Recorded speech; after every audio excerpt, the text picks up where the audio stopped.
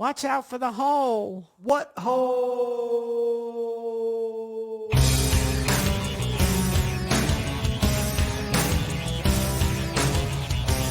out for the portable hole. Rock out to the portable hole.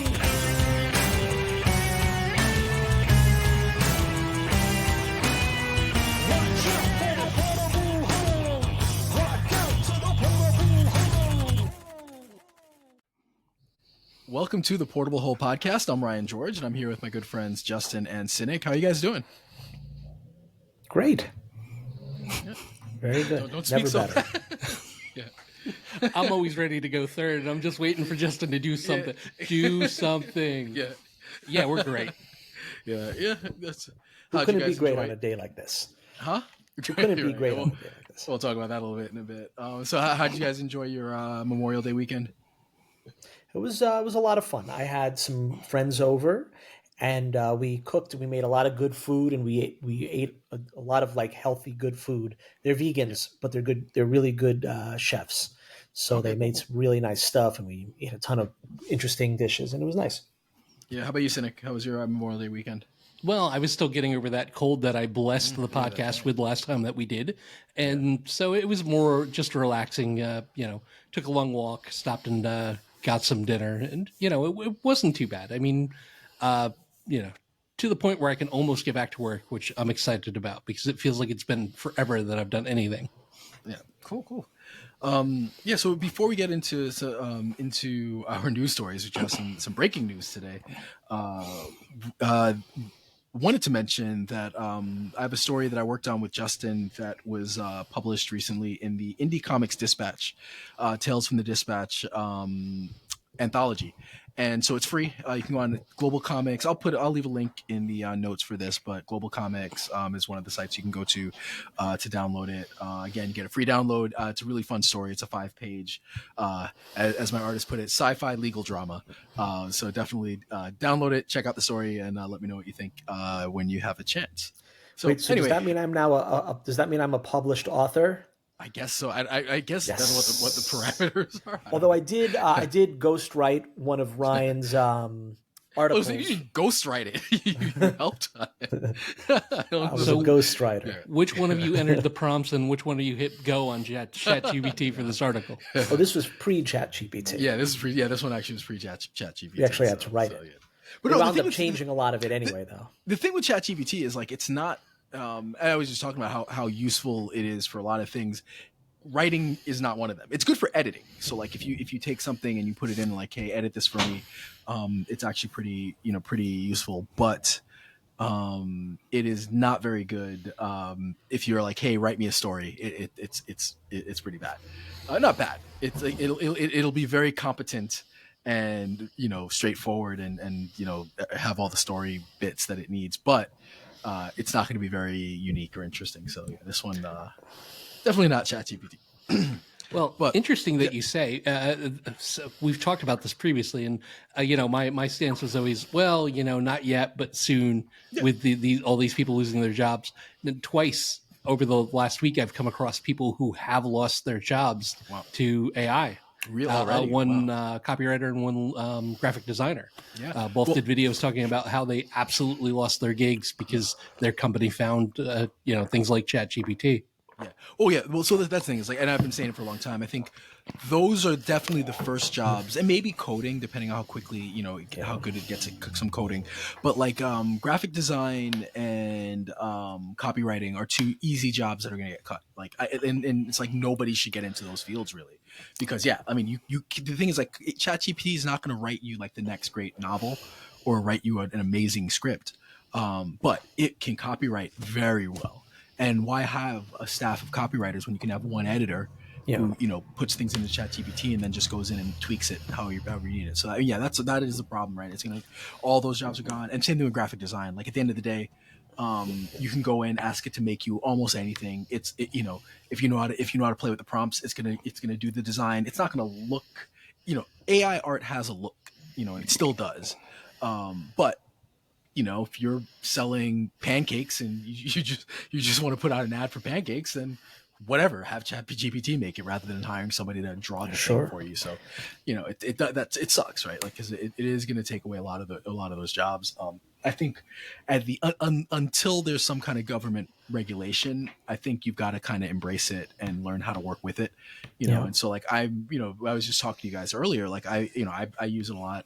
I pay for it now because it is useful for the things that I want to use it for, and I try to use it, as a tool. So I'm not like asking it to write stuff for me, but as far as like being able to, it saves me, literally hours. And allows me to focus more of my efforts on being creative and on doing the things I need to do, because I can use it to as a tool to help me kind of ideate, or like do a lot of the kind of tedious work. So yeah, I mean, that's just the world we're in right now, right? Like, you're gonna have to, you can be against it because it's evil and not use it, but you might get left behind, or you figure out how to make it work with you. And Justin, you should, like, I showed a coworker the AI music stuff, and it's like, yeah, I mean, now you could be a one-stop shop, right? Like, if I want to create, I want to write a commercial or whatever it is, like, I use the AI music to make the music. I use ChatGPT to copyright it. Eventually you're gonna have ChatGPT making the video. Like, it's really gonna be rough on creators. It sucks, and then I don't know what the answer is. At some point, as we've talked about, the answer is going to be like universal income, basic income, or something, because like it is going to kill a lot of jobs. And I don't know that the market will replace those jobs with other jobs that AI can't do. So yeah, it's true. I've been using the AI drummer app on Logic. For a long time. It's been pretty good, and now it's only going to get better.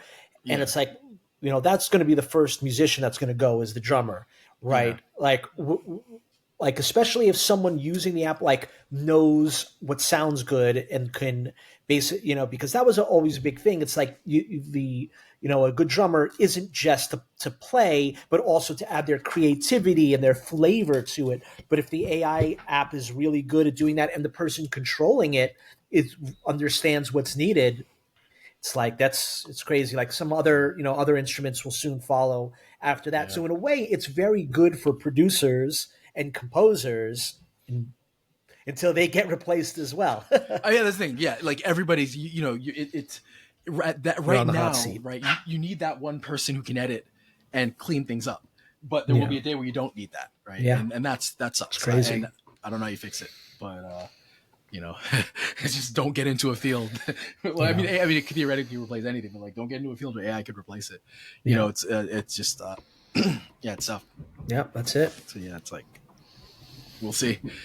But this stuff is growing, improving exponentially, and it's pretty insane. So I don't know.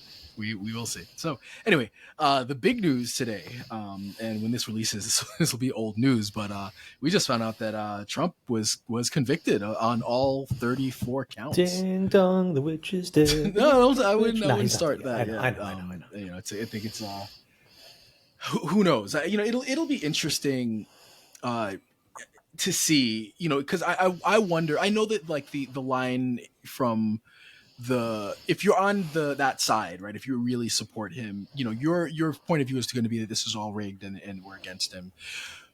But if you're somewhere in the middle, or someone who's like kind of supports him but loosely, I do wonder how the convicted felon part is going to shift people's views. So that is an interesting theme for me, is going to be seeing how the people that are like not hardcores, but just can't quite bring themselves to vote for the other side, if he is now officially a convicted felon, if that's going to make a difference, or if it's just, nope, we got to vote for the party and get Biden out. Well, that's the thing, is you need the moderates to win. You need the battleground states. You need this might allow people to withhold their vote for him. This might give the reason now something's finally stuck, where they've thrown mud at him for as long as he's been around, and in some cases rightfully so. Like I said in our group chat, they never get you for the things that you should go down for. It's always taxes and business stuff like this, and that's what's come about. The one thing that surprised me in the fallout of all this is that I used to live in a pretty heavily red area in Pennsylvania, and so I still follow some of their pages on Facebook, and they're awful quiet tonight. Okay. So Interesting. maybe it's they're in shock, or maybe they're kind of regrouping, but it's definitely not the same amount of fury and anger that they like to cast at the left that they normally do. And you have to wonder, like, it's not too late for the party to shift gears. They'll who never knows? do it. They will They're go down as a supporting ship. him. They're supporting that's him even Yep, more now. I think. Some. No, that's fair. I think. Well, yeah, some are. You'd be interested to see if some of the, if more come out of the woodworks and say, you know what, hey, you need to step out. Yeah, he won't. Yeah. I don't see. There's no real world where he steps down. Well, much like the shooting in, what was it, Newtown, Connecticut, or where that didn't make a drop of difference in guns. If January 6th didn't shift that party's focus away from him, nothing's going to. Yeah. That was the defining moment where they could have all stood up and turned their backs, and they chose not to. Yeah, That was definitely for me the point of no return as far as could I ever even remotely support this guy? And the answer is no. Like you can't, because I care more about this country than I do partisan politics. Yeah. And, that does seem to be a red line. So I think that it might make a difference. Maybe it doesn't. I'm already stressed about this whole election season, and it's like, we got to Do you deal think with how many months of this? that it might actually boost his popularity in a way, and people say, "See, they're all against him now." You don't think so?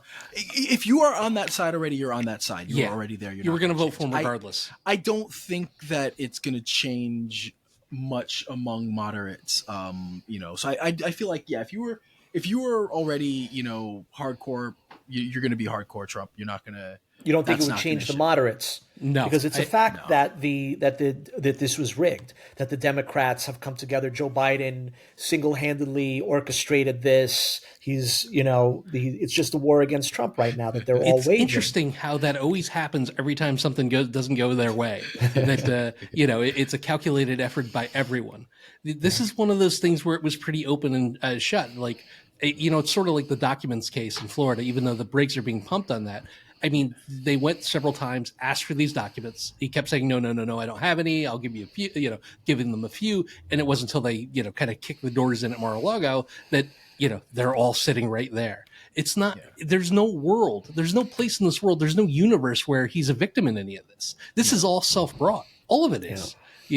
This is, January 6th should have never happened. You take the L, you regroup, and chances are he would have won this election coming up. Yeah. If January 6th didn't happen, he probably would have won this election because, how people overall feel about the direction of the country.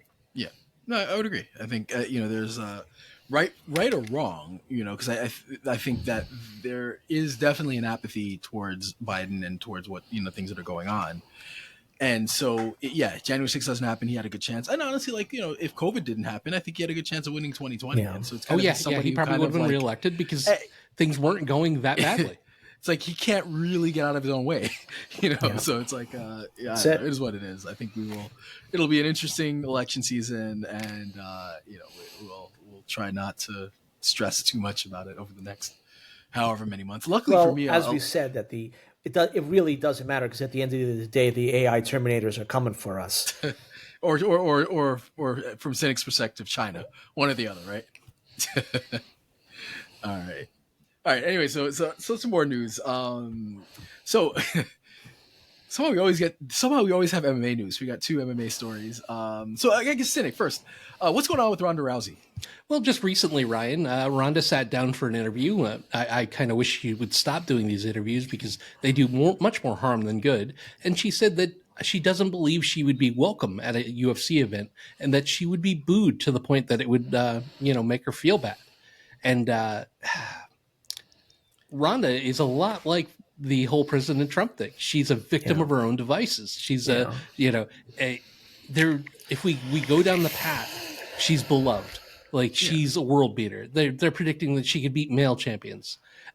She starts showing holes in her game, and they beg her to get a striking coach. She won't do that. Then she takes her her behavior between fights and leading up to fights get more and more overbearing and disrespectful. And then she runs into Holly Holm. Holly Holm kicks her head literally off her shoulders. Rather than give Holly Holm credit for being the better fighter that night, she disappears. We don't hear from her. And then she comes back and says, well, 9 times out of 10, I would have beat her. And then she comes back for the Amanda Nunes fight, who is probably the best women's all-around fighter ever, and she gets destroyed. And she heads off to the WWE. So she heads off to the WWE, and I thought maybe this is her opportunity to show a little bit of personality. Maybe the UFC was reining in who she was, and she can grab a character and be beloved. And instead, the first time she gets booed, the first time she says something the crowd doesn't like, she turns against them and the whole WWE, and then now starts burning bridges with the UFC. Stop burning bridges. Learn humility. I realize that at one point you're the best in the world, but you're not the best in the world anymore. Nobody stays the best in the world forever. Time conquers all. So she really needs to just shut up and maybe get a PR person and maybe listen to them, because the UFC community as a whole would have embraced her. And you see it regardless. Tito can go to a UFC event and be cheered, and Tito's the worst human being in the world. Tito Ortiz is walking garbage, but they'll cheer him. Ronda would have been, if she would have took 6 months, kept her mouth shut, showed up, the crowd would have went wild, just like they do for Chuck Liddell or Uriah Faber or Anderson Silva. Yeah. Yeah. It's what it comes down to is she's a narcissist, right? She can't lose. She can't be the butt of a joke. She can't have people dislike her. We started seeing it during The Ultimate Fighter when she was a coach against Misha, right? And then really, I think where it went to the head was in the lead up to the Holly Holm fight, where it's like you have Holly, who's like just so respectable, and she's just she's a good ambassador for the sport, right? And then you have Ronda, who's the complete opposite, was just disrespectful, very unlikable. And when Holly won, it felt so good to see that happen, where it was like really the good guy winning. You don't always get that too much in MMA, where like there's a good versus bad. Like that was really the good guy won in that fight. And then of course, the spiral began. And yeah, Ronda's just, she I don't think she can. She's a narcissist. She is by nature like that. So basically saying that in an interview, now she's the victim. It's like, yeah, she could have been so beloved, right? And just had everything, and just that awful personality of hers has just really sent her downwards. Well, I think a lot of it too, Justin, is that it was given to her. She earned it, but it was all given to her. Like she didn't have to fight her way up like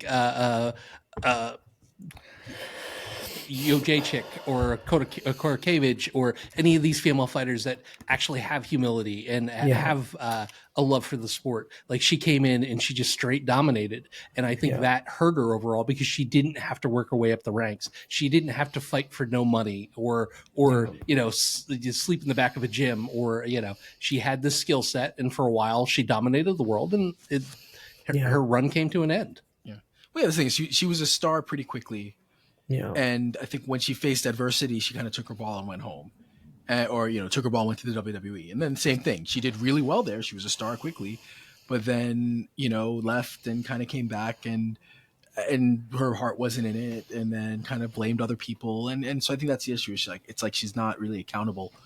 And just kind of, and hubris, right? Like she, Time saying she could beat Cain Velasquez. Like, it's like, all right, come on, no one in their right mind, it can be, no man weighing less than 100, no man weighing less than 200 pounds is going to beat Cain Velasquez. There's no chance no one, period, could beat Cain Velasquez. I should have said, right? Nobody on the planet for a period of time could beat Cain Velasquez. So, like, the hubris to think that you could do that is insane. I mean, and maybe you need that kind of confidence to be the best, but then you also kind of need the humility to be able to reassess and kind of be introspective when that's needed as well.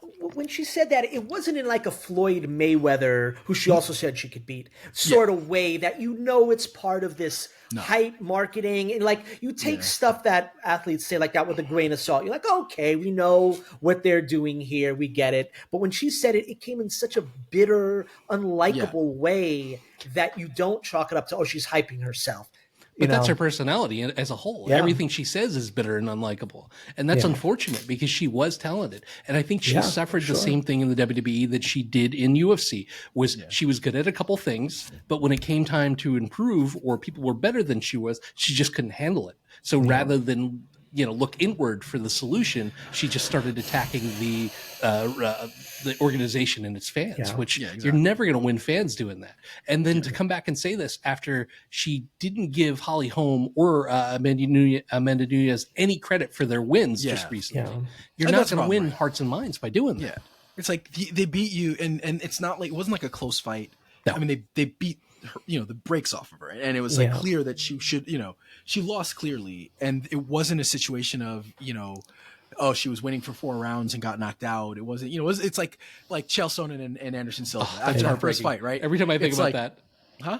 that Yeah, would have been but- his career-defining win. Exactly. After that fight, it's like you have an argument. You could say I'm the best ever if he had never fought the second time, which then he got walloped. But yeah, it's like she's it sucks because she is somebody who could have been, I think, so much better than she was. She had the it factor, that thing that you look for. The Conor McGregor's have, the guy, if you look at that's why she was successful in pro wrestling, right? She had that innate charisma, but she didn't have like the work ethic, I guess, or I don't know if it's work ethic, because anybody that can fight professionally or do WWE, they have the she's work ethic. work So I can't even ethic, say but- that. But I really think it's just the humility, right? And just the ability to just stop and say, okay, here are the things I need to work on, And because that I'm horrible not the best. coach of hers. Oh, That- Yeah. Edmund? Yeah, he's... the worst. Yeah. Was he her? Yeah, I guess he was her coach the whole time, right? Like, you never. Yeah.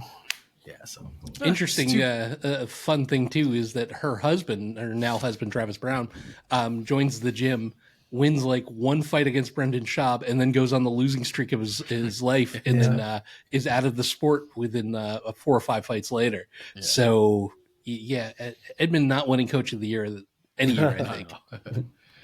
All right, so next up, more UFC fighters. It's like it's not it's like Dana White's enough. Like, I don't like him, and it makes me hard. Yeah. It makes it tough for me to watch the UFC. But the fighters are just so fucking like. So I don't know if you guys heard this story, but Bryce Mitchell, who is a UFC fighter, had an Instagram live post where he said that he'll be homeschooling his kids while holding his infant because he does not want them to turn communist, gay, or worship Satan. Further, he also believes that the world is flat. He's expressed that. I don't think he did in that video, but he's expressed it in the past that the world is flat. Regularly has posted homophobic and misogynistic stuff. And shockingly, Sean Strickland and Jorge Masvidal expressed support for his decision to homeschool his kids. How did we get Mensa all on the same page?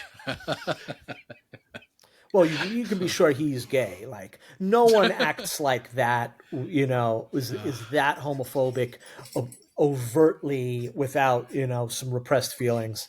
I don't know. I mean, it's like, I guess I should have seen it as a flat earther, but like really like school I didn't. Hey, you know what? To be fair, I guess it's a little bit better than them just kind of saying I guess it is a choice, right? I don't know. Right, because if he's saying school, his kids are going to be all screwed he's saying up. It's not a choice, so maybe that's a little bit of a step in the right direction. I don't know. Yeah, but if he comes and says he's concerned about the perceived agenda that he may not have control over if he sends has his kids attend private school, I understand that. But listen, he's a guy that gets paid to punch people in the face for a living. Yeah. So his opinions, the second you latch on the title Flat Earther to everything, I'm done listening to anything that you say. Yeah, pretty Once much. Flat Earther, that's sort of like what pedophile used to be before the right took it and just put it on everybody that they didn't like. You say Flat Earther to me, it's like I'm done listening to anything you have to say. And The nice part about it, though, is that Bryce Mitchell's on the downward slope. So we won't have to listen to his opinions for too much longer. Yeah, I mean the other thing, the real idiotic thing is there's no school in the world that's teaching kids to be gay or to become communists or worship Satan. If you want to make an argument that there's social pressure at school, right, then it might come in college. Like, let's say the communist part, right? Maybe when you're at college, that's where you're going to be exposed to a little bit more people who kind of ideologically maybe are far on the left, or maybe consider themselves socialist or communist. You're not going to get that in high school or middle school or elementary school. Maybe that's the time where people are going to experiment with their sexuality. So you're not going to turn gay, but you might explore that aspect of yourself, right? So that would be stuff that's going to be when they're done homeschooling anyway. Like the stuff that he's worried about. It's not stuff that you're going to deal. No one's dealing with any of that push them stuff. in that direction Right. for Right. having You're not learning any civics, or I mean in elementary school, and they sure as hell are not teaching you anything positive about communism in school. Yeah. So maybe you get a little bit more diverse views when you get to college, which is it's kind of just the worst way, because he's going to homeschool them, and then when they have to go to college, if they do, they're going to be exposed to this stuff anyway. So but I've listened to Bryce Mitchell talk extensively. I've seen his partner talk. There's nothing that's coming out of either one of them that's headed to college anyway. So he'll be safe. They'll all be fine. I mean, I hope he saves some of that money from the fighting, because double wides just don't last as long as they used to.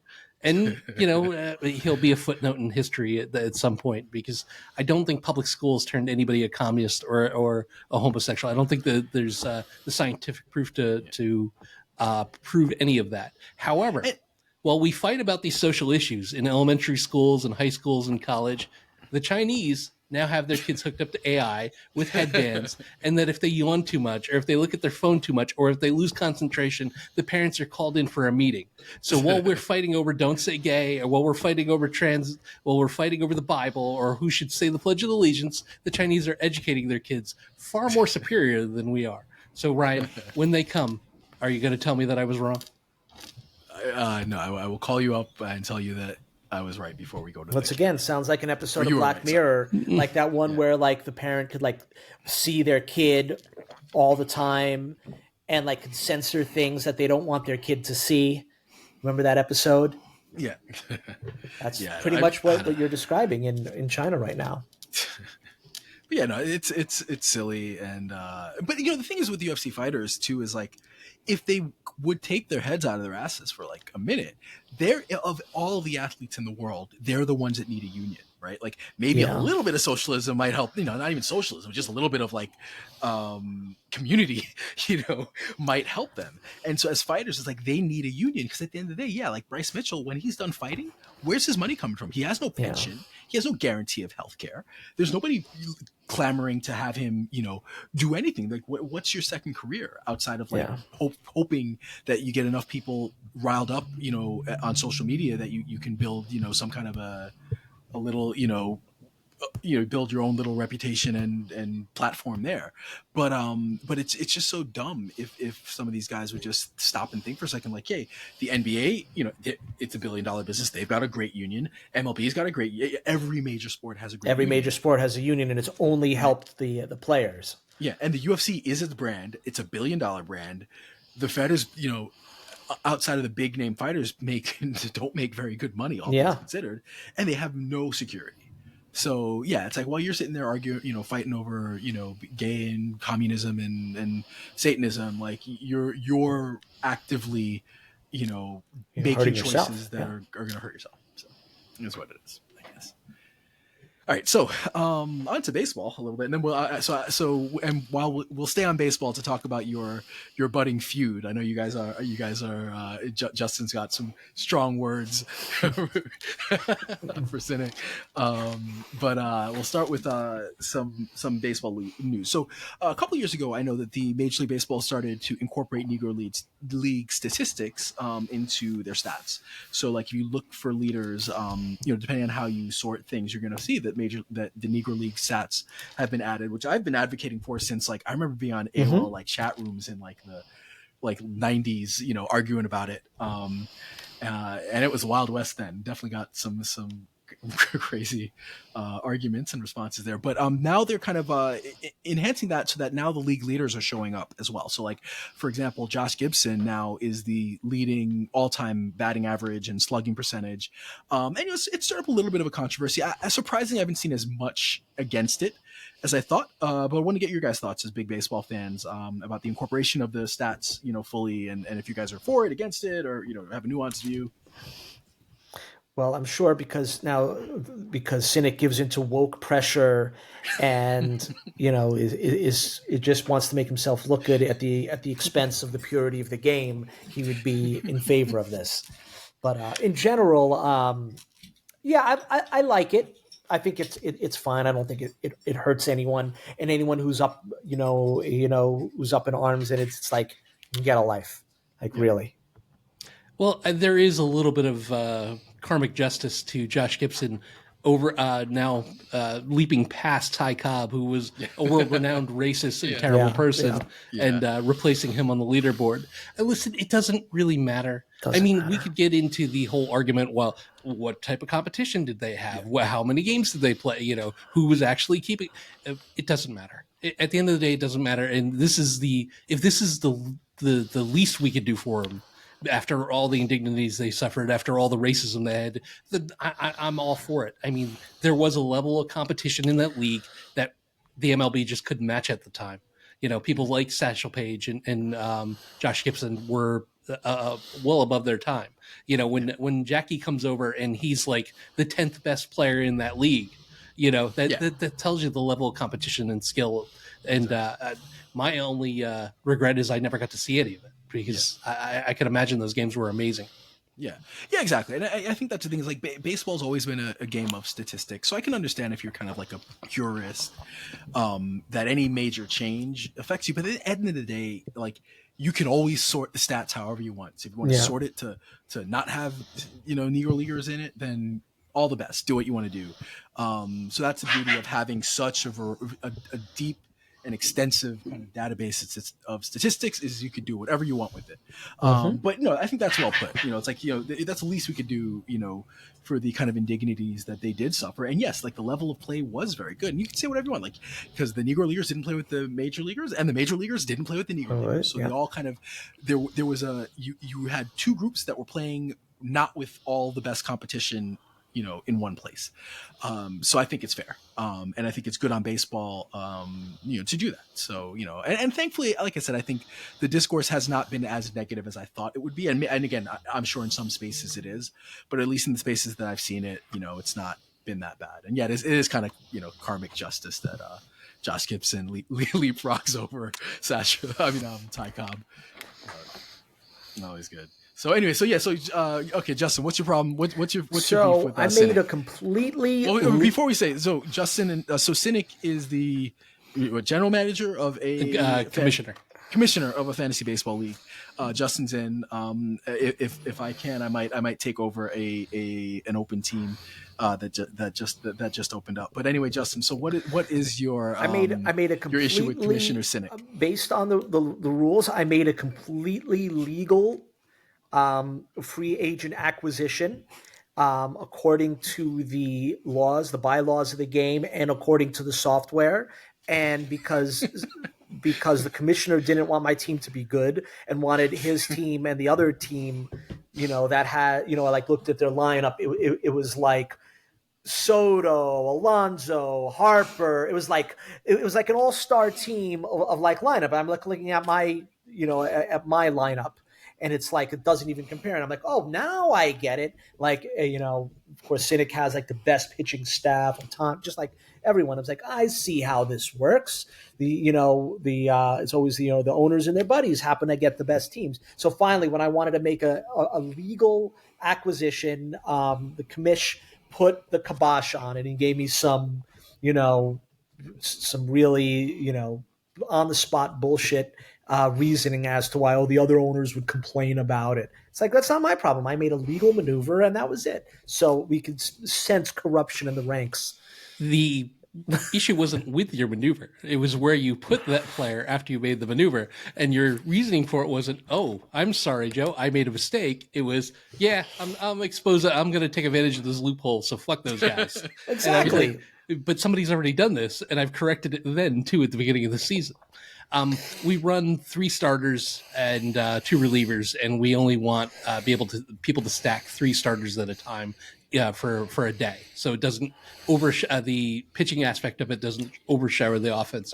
So somebody had done that earlier in the year. They put a obvious starter who throws 5 to 6 innings a game in a reliever slot just because he used to be a reliever. And I corrected it, and I came across it, and I saw Justin had made that mistake. And I thought maybe, him being new, he made that mistake in error and would be, the least bit susceptible to my advice, and told instead I was greeted with 4 or 5 messages about a woke league and how we should give points based off of race and sexuality. And so he finally relented and corrected it, and I much appreciated it. And now that he's aware of the rule, I'm hoping that the mistake won't happen again. So let me ask you this: the other team that made this legal maneuver, what is their record right now? I think he's got 2 or 3 losses. Yeah, but it's the rules aren't based off of what your record is. I'm just saying, when you look at the data and when you look at it, just a little bit of a coincidence. And by the way, my fantastic pitching staff of all superstars, as you called them, none of them were projected in the top 30 at the beginning of the year. It was only based through my knowledge of the game and a whole lot of fucking luck that I'm actually doing well, because I didn't pick pitching until the very end. I don't know, Justin. It sounds like you found something where there was a loophole and thought you could skate by because it was technically in the rules, and Cynic was just doing what's right for the game. Yeah, he was Columbus. He found that loophole, a century or 2 after everybody else did. And just the way you explained it too was like very clear that you knew it's not right, but it's within the rules. I don't know.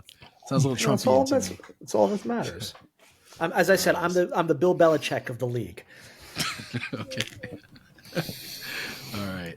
And then we got more baseball.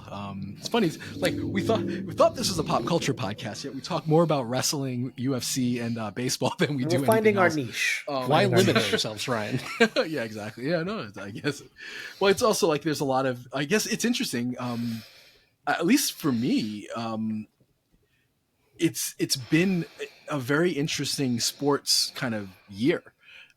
So a lot of interesting things have just been happening. So anyway, so the other baseball thing was the world's greatest umpire, Angel Hernandez, retired after 30 years as an umpire. I don't know. You guys can talk more to this, because I just know he's the world's greatest umpire. But well, yeah, it's just a simple case of failing up, and Angel, in his divine wisdom, being one of the worst, has sued MLB several times for discrimination and lost. And MLB is, come out and said that he's probably their worst umpire and has no business doing playoff games, has no business getting promotions or being in the World Series. My problem wasn't with Angel being as bad as he was. My problem was the way Angel viewed himself as the world's greatest umpire. And that, most of the time players will relent with whatever criticism if they just go, yeah, my bad, I missed that call. Players will be like, perfectly fine, I understand it. I really think that at the end of the day, somebody might have been given an early retirement package because he was getting close to that age anyway. I was thinking the same thing. There was a meeting, checks, there was a settlement, and someone got to the golden parachute early because he really wasn't getting better behind the plate. It was only worse. And he's one of a handful of guys that shouldn't call balls and strikes. And that would be my thing. If I was that inept at what I'm being paid to do, like, he can barely do first base. The plate is the moon to this guy. And he kept getting behind there and changing and altering the outcomes of games that, are important to teams and players and fans. And this was something that should have happened a long time ago. And I really think that they need to continue to do that because just recently the commissioner has come out and said that the automated strike zone won't be ready for next year. So it's even more imperative to get these guys that can't call balls and strikes, obviously, that are at, like an 80 some odd % correct rate, to not be behind the plate. Is the automatic strike zone, is that going to officially be implemented, or is it? Yes, they're working towards it. It's in the minor leagues now. There's two different systems they're working on. Yeah. One is completely automated, and one is more of like a challenge system where 1 or 2 times a game, a batter could step out and challenge the pitch, but it's not like instant replay where it takes a minute. Like, it's almost instant. Like, they throw the pitch up on the screen and where it landed, and that's what the outcome is. Wow. And that's what they need. So wait, why have that? Why not just have full automated? Well, they don't want to completely to lose that aspect. Yeah, they don't want to. I mean, some people are better with it, and some people. If I was a home plate umpire, if they're going to pay me the same, let the computer do the work, and then you can just blame that on the computer. Well, when so speaking of AI, like, I mean, do you guys envision a world in, let's say, the next 10, 20 years where we have fully automated referees or umpires or whatever it is in sports, like where it just we just use cameras and I'm all for it. I'm all for it. I think that the game should be determined by the players, and early on I've been saying that look, some of them are judgment calls, but for anything that isn't, like a ball, a strike, did the ball get to the bag first, right? Like, I don't know if you could have a sensor basically saying if the runner hit the bag, or did the ball get there, or did he tag it first? Like, there's a way to get it right, pretty much 100% of the time, and I'm all for it. Maybe in other sports it might be trickier because there might be some wiggle room for the interpretation, but I'm all for, I know a lot of people don't like it if you're purists, but I'm all for 100% correct all the time. Yeah, no, that's fair. I think for balls, strikes, and outs, like, why not be correct 100% of the time? I guess there is the element, the human element is something, but it shouldn't be a part of. I mean, it's introducing a part of the game that does impact the game that isn't for the players. Like, and if you don't have to have it, why have it? Yeah, human error shouldn't determine the outcome of game, for sure. Especially a game that's important, like a playoff or a World Series game. All right, so now we're going to try to bridge. We're going to bridge from AI, which we've also been talking about, over into pop culture. So, OpenAI, which the makers of ChatGPT, had a big event last week, and as part of it, they were showcasing their new voice bot. And I don't know if you guys saw this, but basically, I guess the story goes that they'd reached out to Scarlett Johansson, who was the voice of the AI in Her. It's about 10 years ago, about doing some kind of voice work for this. And I think she turned it down. And then when they released the voice, their kind of chat voice, it sounded suspiciously like Scarlett Johansson. So their response was that it was that they had people record the voice, and for their privacy, they're not going to reveal the names. That's a little sketchy, because, like, what voice actors, especially if you have a gig like that, would not want their name revealed. But it then came out that I guess they had reached out to her a few days before that event to try to get her on board, to which she declined again. And there's just a lot of weird things happened. Like, there were, employees, employees were posting things relating to her. And the Sam Altman, who I think is the CEO or founder of OpenAI, had posted on Twitter, I think, just her after that happened. So it's like, well, it was a picture of, it was almost the movie picture that the poster with Joaquin Phoenix. So it's like, what, it's just a weird move. Now initially, I thought, okay, I mean, this doesn't make sense, because she, you're risking a lawsuit, bad publicity. But then it's like, oh, ding ding ding, no publicity is bad publicity. So maybe that's it, right? Like, now you're in the media because you're getting sued by or having issues with Scarlett Johansson. Well, if the voice isn't pretending to be her or saying it is her, she doesn't own the right to a voice. The sound of the voice, a sound like it's, There is actually legal precedent for that. So, like, she owns her likeness, which includes her voice. Yes. So if you can prove that they were trying to utilize her voice or her likeness, there is a case to be made in court. And so that's the issue, right? Is if they just released that voice, all right, sounds like her. Now this is assuming that the voice it's not an AI that was trained on her voice, which it very well could be, right? Like, we don't know if it was an AI or if it's an actor, because they didn't want to reveal who it's probably both. But whatever the case is, right? Because they were so clear about the movie Her, it makes it like, oh, well, they are trying to mimic her voice, and so there is potentially a legal case there because they were kind of clumsy about it, right? So that is the issue, right? You like, yes, she doesn't own a voice, but she does own her likeness, and especially since she played an AI chatbot, and they were requesting that she play a role in this, it makes it a little dicey for them. Ryan, I feel like you're trying to win points with ScarJo, and it's not going to do you any favors. What is this, Hamlin McGill over here? I can't use my last name. I mean, so if I sound like Scarlett Johansson, I can't do voiceover work ever because the people may think it's her. Well, if you walk around with like, what was a Black Widow like on your shirt, then yeah, it might be a little bit of a problem. If you're like your what do you call it? Not your avatar is like a Black Widow avatar, and you do voice work, yeah, it might be an issue. I think that the only thing is if they misled people into thinking that it was her.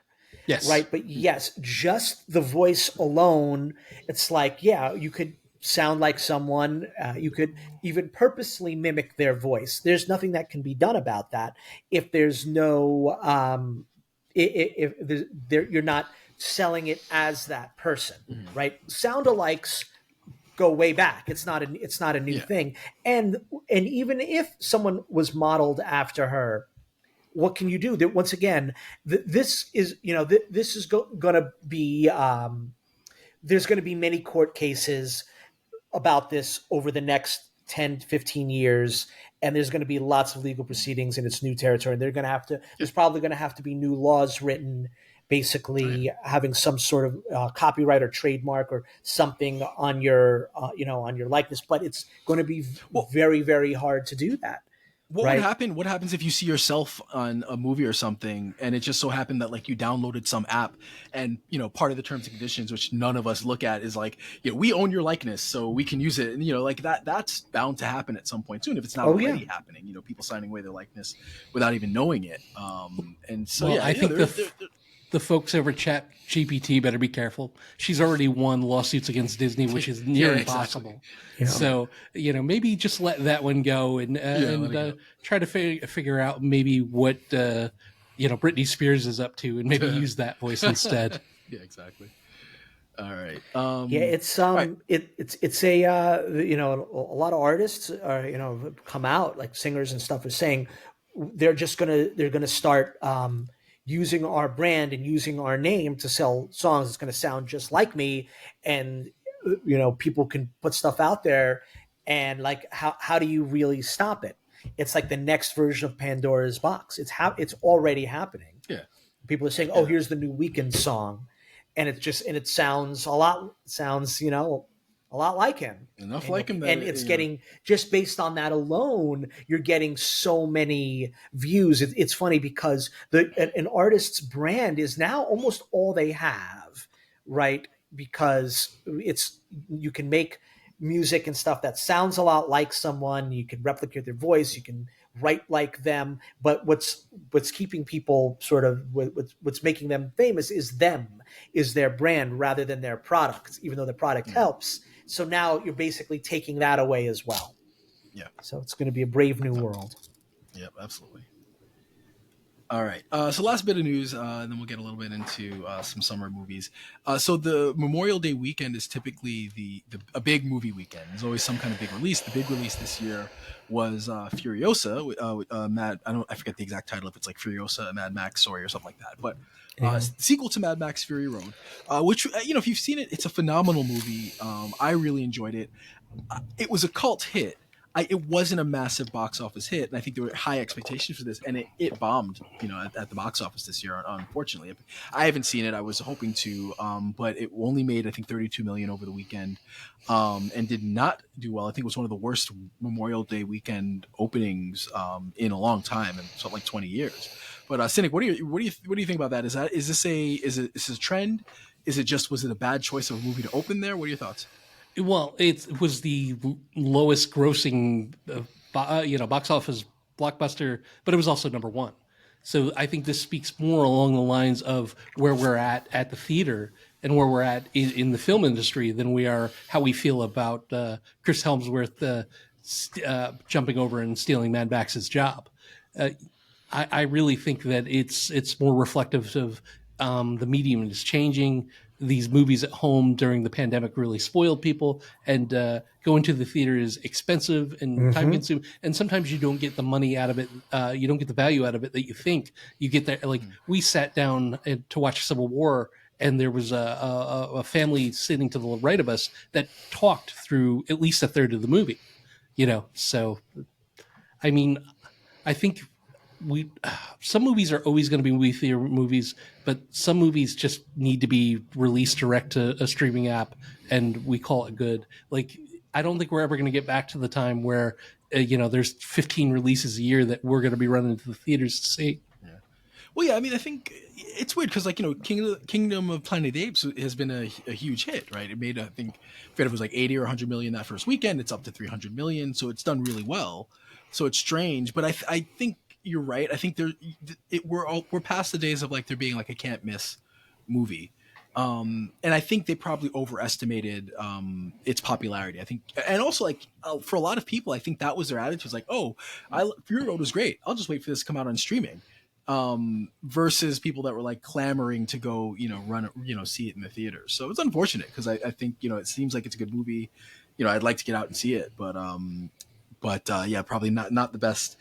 Not their choice. And yeah, unfortunately, like we see it with Marvel movies, we see it with a lot of the big IP. Like, there's no surefire hit anymore. Like, it checked all the boxes, right? It had a big star. It was big explosions.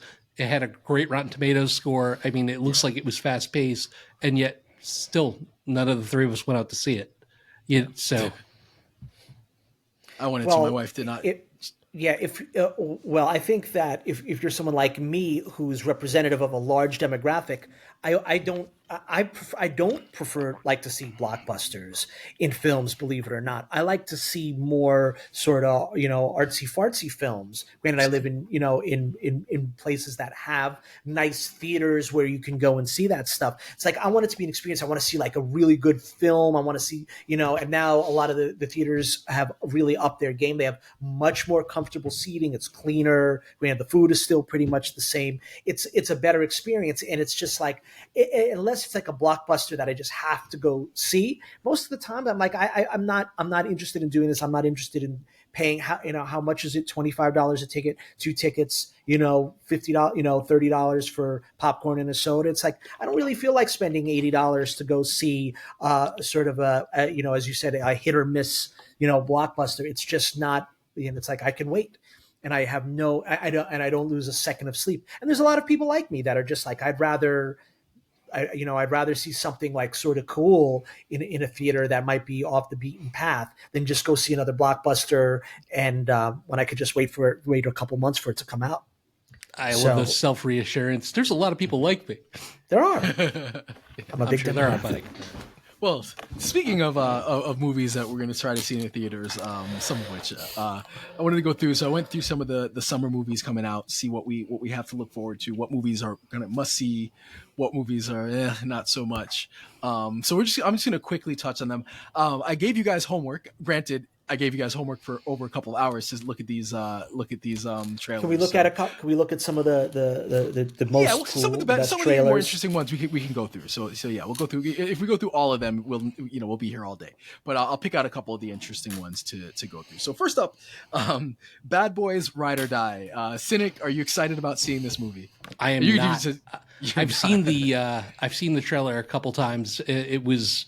I think every movie I've been to has had it in front of it, and it lacks all the things that made the original one a hit.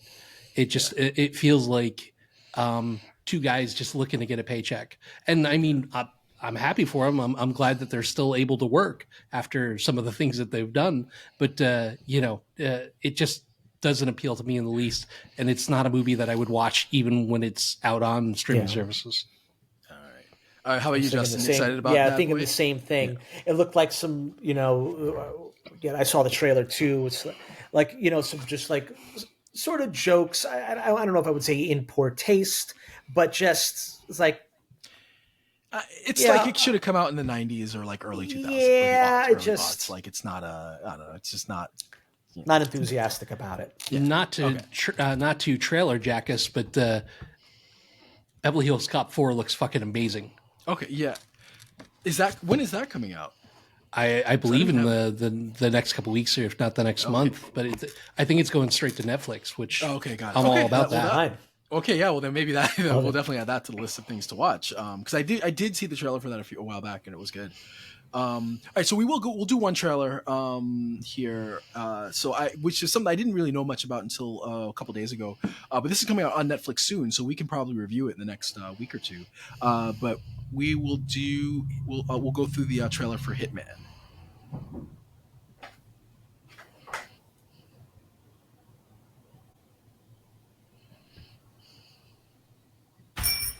No, no, I don't buy it. What? You're not a hitman. You can't be. I tried looking you up, but nothing. It's like you don't even exist. I guess I'm just your fantasy. So what's the biggest difference between the real you and your occupation? By the way, my name is Gary Johnson, and I'm a fake hitman. I realized not everyone fantasized about the same hitman. Every sting operation was a performance. This is serious. I am in service business. And each arrest was like a standing ovation. Okay, Daniel Day. I had it down to a science. Sounds lovely. Until things got, well, Ron, complicated. Medicine.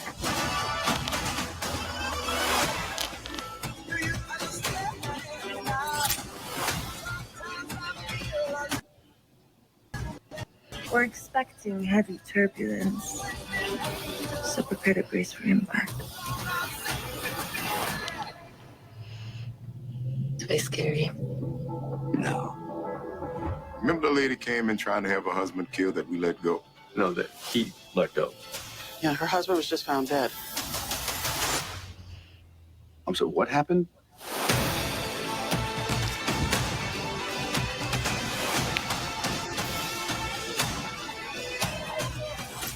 From my perspective, you're getting a little sloppy. You're Gary? The hitman. My name is Gary Johnson, and my simple question for you is, who is your hitman?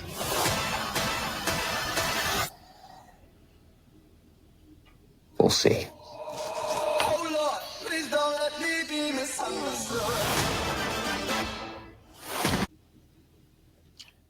All right, so Justin, am I gonna have to pull your arm to watch this? No, looks interesting. It looks sort of like twisty and turny, and like a lot of seems like there's a lot, a lot of fun goings on. Obviously, the sex appeal is a big part of it, and looks fun. It's exciting. Yeah, how about you, Cynic? What week are we doing this? Well, I think it comes I'm out busy that on week. this. So you're not interested.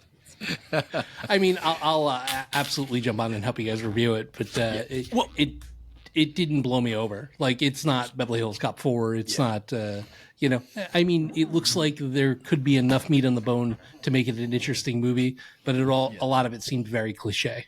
To be fair, I don't know. So, like, we've got The Acolyte starts next week, so we'll be talking about that, which is a Star Wars property that, Justin, you need there's no barrier for entry because it's about a world that you don't need to know anything about. So no excuses there. But Acolyte starts next week, so we got that, and then we'll have House of the Dragon and The Boys. So I think movies, it'll have to be a must see for us to really do a big review on it because we're gonna have so much stuff to deal with. So yeah, you might not have to fake an injury to skip it, Cynic. Speaking of which, in preparation for season 2 of House of the Dragon, we've gone through and started rewatching season 1, which we're almost all the way through because it's not very long. And that show is a lot better than I gave it credit for when we originally went through it. So you know what we should do? We'll talk about this. Maybe we'll talk about this offline, but maybe we do a little catch up session and be the week before season 2 starts. We can do a little recap of season 1. We'll do our own little review. So Justin, you'll have some homework the next couple weeks to get caught up, and I want to rewatch it anyway. So yeah, we definitely should talk about it because I remember the show was really good. But yeah, that it definitely like I'm excited, and I think I need to do a rewatch. So it'd be great for us to rewatch it and then do a little talk before season 2 starts. All right. So next up, so A Quiet Place day 1. So this is the third in the A Quiet Place saga, I guess. I'm mixed on it. So the first one I think was great. It was all about kind of managing tension. It had it's kind of the premise there is like, or the setup is that you have these monsters that have incredible hearing, and so everybody has to be quiet, and so the movie is mostly silent. There's not much dialogue, and they have to kind of operate in a way where they're in silence. And then there's a lot of really interesting things that happen where they're everything is put to the challenge because of this. Like how do you deal with a baby in that situation? So I think it's one of those things where the world in and of itself was interesting, and the sequel was fine. But now we're getting a movie that basically is like how it all started, and I don't know that we need that. But I want to get what are your thoughts, Cynic? Is this a movie you're looking forward to, or do we need it appears that it starts off in New York City, so yeah, I'm absolutely all about that. Anytime we get to blow up New York City, because that's one of my biggest fears because I work there. So yeah, I'm down for any of that. Give me that. I mean, the movie's made a ton of money. So we're going to get, they're going to keep riding it till the wheels come off. And I'm interested to see kind of what they do with it. And it's a different look. I mean, we can make the same argument about The Walking Dead. Like, are any of these spinoffs necessary? No, they really aren't. But it's interesting to see how the rest of the world is dealing with this problem. So when these aliens attack New York City, I kind of want to see what goes down. Yeah, and to be fair, it's like it'll be interesting to see how they adapt to it, obviously, because we were learning about these, aliens very quickly, and I'll be interested to see. I mean, I'll watch it. It's got a good cast, so it should be interesting, but I don't know how necessary it is. All right, so next up, I know you're gonna have a hard time with this one due to your hatred of anything animated, but Inside Out 2. Is coming out. Justin, I'll ask you first. Are you interested, or do you care at all to see Inside Out? I need to see a trailer. Trailer for Inside. Did you see the first Inside Out? No. No. Okay. How long is the trailer? Because I can go use the bathroom. Let's see. Inside Out 2. I just saw it at out in front of some movie. In front of Planet of the Apes. It's 2 minutes. We don't need to watch the trailer. I just wanted to mess with Cynic because I know he hates animated anything, and I was pretty sure you didn't see it. But we will look at a trailer for The Bike Riders. Have either of you guys seen the trailers for this? First time. All right. Yeah, I just watched it when we were doing the prep work, and it feels very Sons of Anarchy-ish. Yeah, it does. So we'll put this on. Let's see. When I had initially seen it, I was like, I'm not very interested. But let's see if my opinion has changed on that, or will change on that.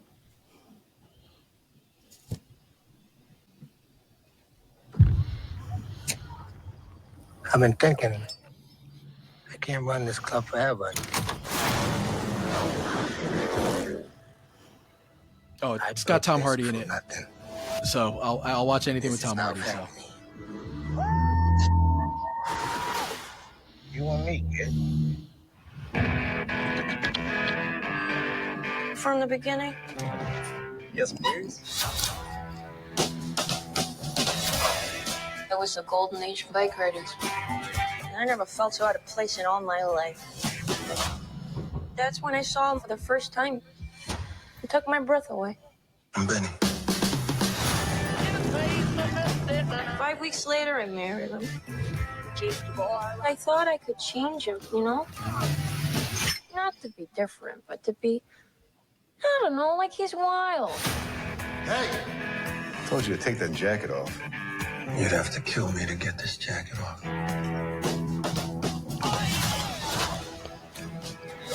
What about the bar? Burn it down. The club got real big real fast. They started running drugs, gambling, prostitution. Is that what this club is now? I want you or quit writing. Don't ask that. Benny. I need you.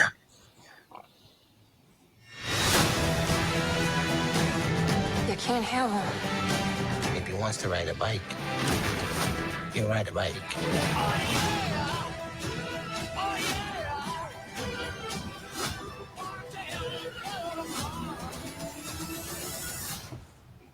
Hey, you know, just think it over, you know.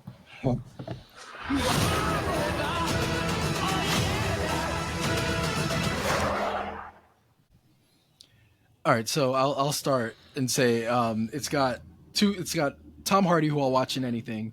It also has Jodie Comer, who I'll also watch in anything. So even though the trailer itself was not the most inspiring to me, two people who I'll watch do whatever. So I probably am in on that.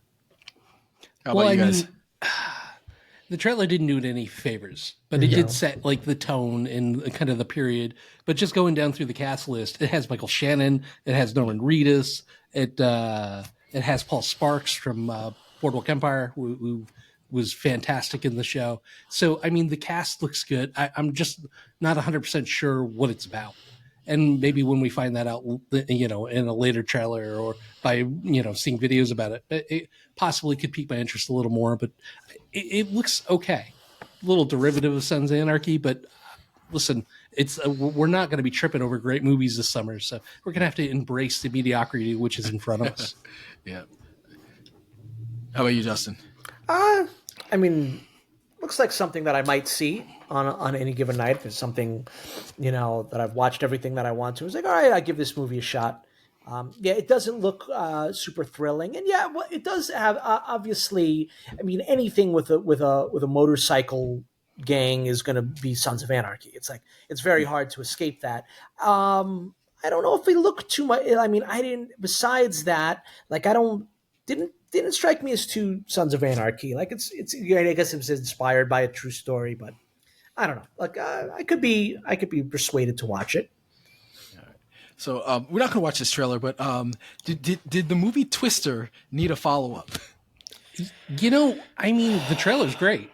Yeah, it's one of those movies where I think I would drag myself to the movie theater to see it. Really? So, there's that. I mean, Is it going to be a good movie? Am I going to walk out of there kicking myself for doing it? More than likely, but I think Twisters looks pretty decent. I feel like it's a good if you have the AMC Prime, it's a good AMC Prime movie. I don't know if I had to pay extra money on top of what I'm paying for that to see it. Probably not, but fair enough. Who knows? It might be fun. You're gonna say something. It was a great episode of Cinema Sins on the original Twister. Okay, should check it out. That seems like a very sin-worthy movie. So next up will be the biggest movie of the summer, unless it's a miserable failure, and that's Deadpool and Wolverine. We've watched a couple of the trailers over the last couple months, but I'm assuming we'll all be there day one, right? Oh yeah.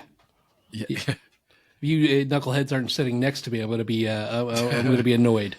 Well, it's crazy that day one tickets sold out already, which is insane. Like for like that Thursday night, it's gone.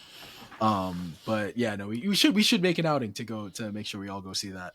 Yeah, if we can nail Justin down to an area code. Yeah, are you going to be in New York on the weekend of July 26th? Never know. You never know these things. Probably. All right. Well, when they go on sale, when they go widely on sale for the rest of that weekend, I'll try to wrangle you guys together and we'll get some tickets for it because that should be good. But can we say, let's calm down about the advanced ticket sales? That, it's not even 50% of Spider-Man. First off, Deadpool's not Spider-Man. Yeah. Deadpool doesn't have the universal appeal or the history that Spider-Man does. Deadpool's had 1-2 movies. Spider-Man's had 8. You know what I mean? Can we calm down with the it's not doing as well as Spider-Man? Like, everybody is so ready to kick dirt on Marvel that they'll look for anything to make a little video about so they can have a hot take about how it's going to fail because of its wokeness. I can guarantee you that this film is not going to be woke. I can guarantee you that this film is going to be probably number one for at least the better part of a month and a half. And it's going to deliver on everything that it promises because Ryan Reynolds is all about that life. And not to mention, it's R. So, it's not like, it's not like it's, it's going to have the mass appeal that Spider-Man would have anyway. So, yeah, like people should, I definitely agree with you. People need to calm down a little bit on that. It's going to be a big hit. I'm hoping it's going to be good. I'll place all my faith in Ryan Reynolds to get that done. But yeah, I think it's going to be good. So the next movie, we saw the trailer. We watched the trailer for it a few weeks back. Kind of came out of nowhere for me, but it's an M. Night Shyamalan movie starring Josh Hartnett, Trap, which I guess he's a serial killer who takes his daughter to a concert, and things happen. I guess it looks interesting. I think that the trailer looked kind of properly tense, and so I'm excited to see that. Do you guys remember the trailer, and are you guys excited? Oh yeah, I think it's looks interesting. Yeah. It's to me it's one of those third act films. It's like the premise is nice, right? It's going to be tense in the middle. The question is, does it devolve? Now it's is it going to devolve like it's M. Night Shyamalan? Yes. So generally it doesn't. He doesn't have these like third acts devolve into like violent shoot 'em ups or whatever it is. That's not his style. No, he just has Superman like characters drown in puddles of water. Yeah. Which actually happened in what's it, Glass. Which I like that. I like that film, but that movie was terrible. But he's like hit or miss. Like every other movie is really good, and then like Ryan, you would think growing up in the particular community that you grew in, you would be a little bit more caring about people not being able to swim, just a little bit. But will he stick the landing? That's always the M. Night Shyamalan question. How's the third act? Some of the movies he absolutely does, and he seems like the greatest director and writer of our time. And other times, it's a complete mess, and we wonder how he's still working in Hollywood. So it's a question of whether he'll stick the landing or not. And, I'm willing to give it a shot. I don't know if it's a movie theater movie yet or not. I'll have to kind of watch the trailer a couple more times. But, he has given us good movies in the past. No, he has, and that's the frustrating thing with him is like every other film by him is actually pretty good, and so it's like it's kind of like you just don't know what version of him you're gonna get. Are we gonna get The Village M. Night Shyamalan, or are we getting like The Sixth Sense? Are we getting even what do you call it? Unbreakable? Like are we getting Unbreakable? Or are we getting Glass? Are we get, so it's like who knows what version? But again, he's consistent enough that it gives me hope for every movie, and then of course just breaks my heart half the time, right? His name still rings out. You know what I mean? Like we're still saying, "Hey, it's an M. Night Shyamalan movie." It's possible. Well, he got because there was a period where like his name could not be attached to movies because it was, or like you didn't want to promote it that much because it was bad. But again, they're good enough that hopefully it looks interesting enough that I'm hoping that we get something good out of it. So next up is The Crow, one of my favorite movies growing up. We watched the trailer for that. We're not going to watch that abomination again. I'm not going to go see that movie unless like the reviews come out and they're just spectacular. That it just looks bad. Looks nothing like what I expected or wanted. Movie that didn't really need to be remade, and especially didn't need to be remade the way it did. But have you guys' thoughts changed at all on that, or are you with me on I'm not going to see it. The Crow? Yeah, it's a hard pass. They had their opportunity. I'm not quite sure why they're doing it. Throw that one in the fire and start it over. Yeah, exactly. All right, so we got two more.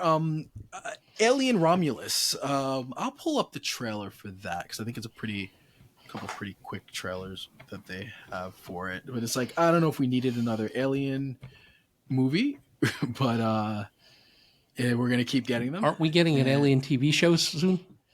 I think that's in the works. We very well could be, because I feel like we're getting like anything that's got a name, every IP basically gets we're gonna get TV. I think there's like even there might be, I don't know, like there might be a Dune TV show coming out. I don't know. We just get everything has a show. All right, so let's play this Alien Romulus trailer. This all started when we caught a signal.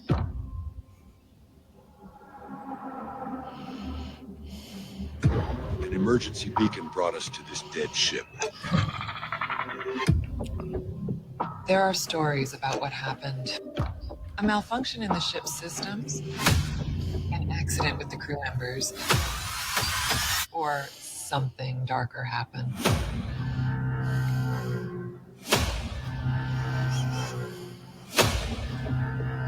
This place, it isn't what you think.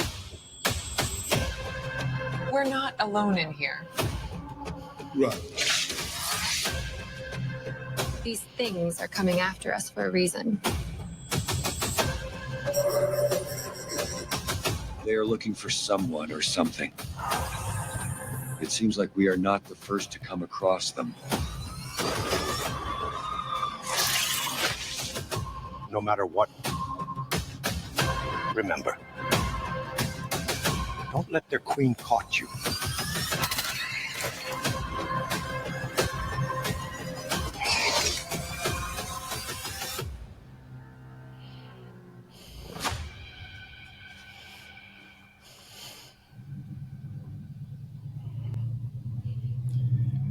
So that trailer convinced you we needed another Alien movie? Oh, I can't hear you convinced me that it convinced me that we don't need another Alien movie. That was terrible for you to say. No, we don't need another Alien movie. I agree with Justin. It's almost like they were replaying visuals of past movies. Like if you're not going to do anything new with it, then don't do it. So exactly. I guess it's a question of, maybe you capture that new audience, but most of the audience that's already paid to see it or has it on DVD, Blu-ray, 4K, they're going to be insulted that you basically didn't cover any new ground. Yeah. No, I agree. It's like, I don't know. Alien's an amazing movie. Aliens is an amazing movie. Everything after that, I don't know that we needed any of it. That's the world we're in, right? Like the amount of money that they spent on this, they will not spend on a new property. So you get the same thing, repackaged a little bit, and it just, I don't expect it to be particularly good, and we'll not be going to see it. Unlikely. All right, so last thing, I'm not going to play the trailer because it's long, but there is a new Kevin Costner Western epic, Horizon, coming out. So Justin, I'm sure you haven't seen the trailer. Does Kevin Costner Western epic inspire you to go see a movie or no? Most likely not. Okay, how about you? The reviews were like amazing. The trailer itself was decent, but it did feel awful long, and I guess he got a 12-minute standing ovation at one of the movie awards. So it quite possibly could be decent, but I have a hard time selling my lady wife on anything over 2 hours at the theater. Yeah. She looks at runtimes more than she does the Rotten Tomatoes reviews, and she doesn't want to be in the theater for 3 hours. So that could be a two-parter at home. Exactly. So that's the thing, is it looks beautiful. Like, it looks really well shot. Absolutely gorgeous. And for as somebody who a year ago did a road trip in the Midwest, which is one of the most beautiful areas of the country, and also just is in the midst of writing a Western comic series. It's something that, like, for me, it piques my interest. And it is a gorgeous movie to look at, and kind of a world that, at a sandbox that I've been playing in a little bit. So it's kind of something that kind of is relevant for me.